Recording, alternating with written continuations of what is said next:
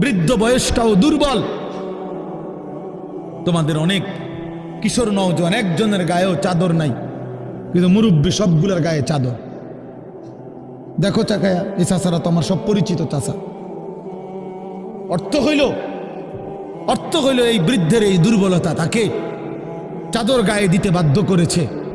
তার শরীরে শীতের অনুভূতিটা বেশি, ঠিক কিনা বলেন না কেন? কিন্তু তোমরা নওজোয়ান, তোমাদের অধিকাংশ কারো গায়ে চাদর নাই।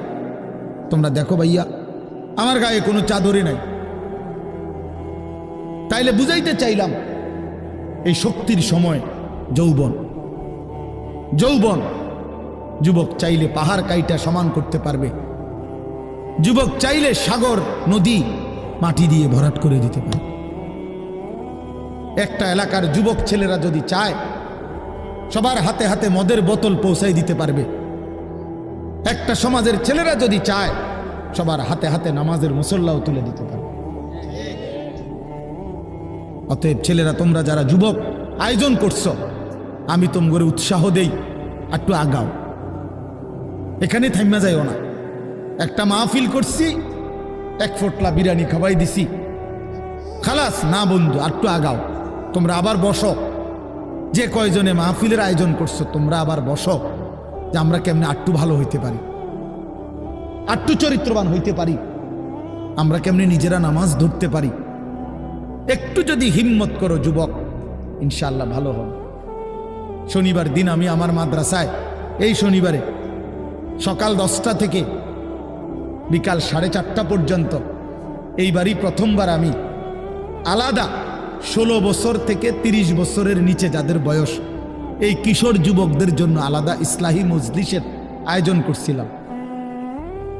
আমার শায়েখ আল্লামা মুফতি মুশতাকুর নবী সাহেব বয়ান করছেন, আল্লামা মুফতি আমজাদ হুসাইন সাহেব বয়ান করছেন, হজরত মাওলানা মুফতি ইউসুফ বিন ইকবাল বয়ান করছেন, আমাদের কুমিল্লা ক্যান্টনমেন্টের বড় একজন শিশু বিশেষজ্ঞ ডাক্তার মিজানুর রহমান, উনি বয়ান করছেন, আমি নিজে কিছু কথা বলছি।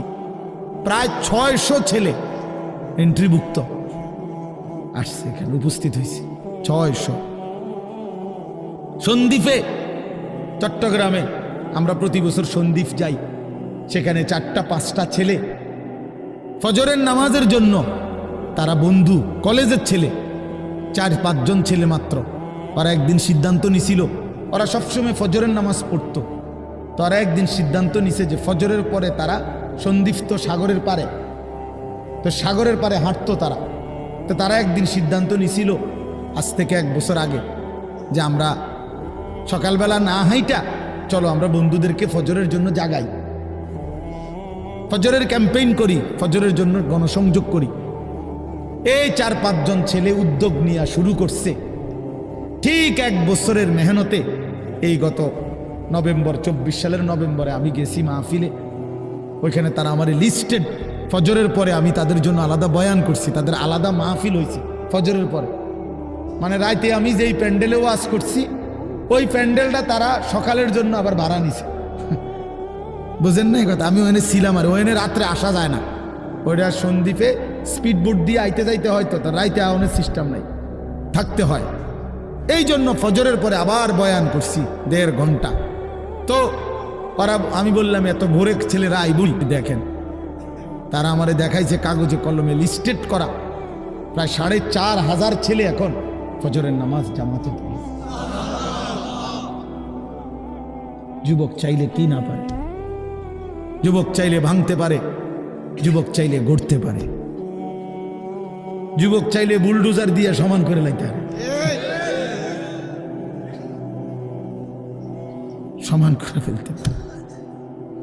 আবার সেই ভাঙার উপরে যুবক চাইলে গড়তেও পারে। আল্লাহ তাআলা নওজোয়ানের শরীরে অসম্ভব হিম্মত দান করছে, অসম্ভব হিম্মত। এই জন্য বাপ, আমি যুবক যারা, তাদেরকে উৎসাহিত করলাম। মহান আল্লাহ পাক রব্বুল আলামিন আমাদেরকে বলছেন, আমি তোমাদের ইমানদার, ইমান নিলাম, আমি ইমান দিছি বান্দা। আমি গত বছর যখন তাবলীগের সফরে ছিলাম দিনাজপুর জেলায়, গত বছর আগস্ট মাসে 72 বছর বয়স্ক একজন হিন্দু লোককে কালেমার দাওয়াত দিছিলাম। ওনার 2 ছেলে মুসলমান, ওনারে আমি 2.5 ঘন্টা কালেমার দাওয়াত দিছি। আমরা 3 জন আলেম মিলে কত অনুনয় বিনয় করছি, কাকুতি মিনতি করছি, কাঁদছি, চোখের পানি ফেলে। ছেলে মুসলমান, ছেলের বউ মুসলমান, আপনার নাতি নাতনি সব মুসলমান, আপনি এখনো বসে আছেন কেন? আহা, এই 72 বছর হয়ে গেছে। বুড়া মিয়া কয় আমি ওটা বলবো না, বলে নাই। আমি আমার সাথীদের কাছে, আমার 26 জন সাথী নিয়ে চিল্লায় গেছি, 16 জন আলেম, এক চিল্লা সফরে 950 মানুষ আল্লাহর রাস্তায় বের হয়েছে চিল্লার জন্য। আলহামদুলিল্লাহ, আল্লাহই করাইছে। তো বলতেছিলাম, আমি সাথীদের কাছে এসে বলছিলাম যে দেখেন 72 বছর বয়স হয়ে গেছে, এক আল্লাহর বান্দা তার জবান দিয়ে